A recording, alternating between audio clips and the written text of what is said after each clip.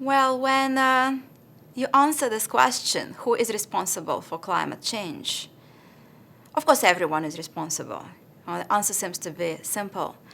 But I think we also need to think about individual responsibilities and collective responsibilities. And by collective responsibilities, I mean responsibility of each of us as a part of our community or as a part of our nation.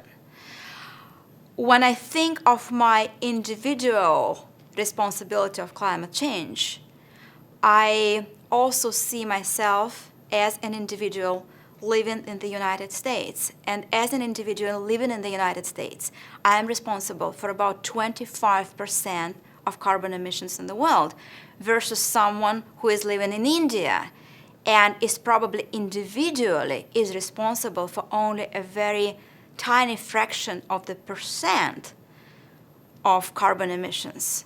But on the other hand, India as a whole is becoming responsible for quite a sizable and growing amount of emissions, still much lower than the United States, since much lower than any developing country.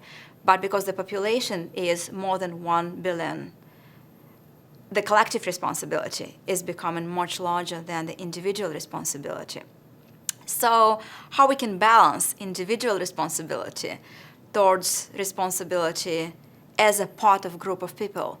And I think the same differentiation can also happen if we look at ourselves as a part of a certain social group, as a part of a community, as a part of class.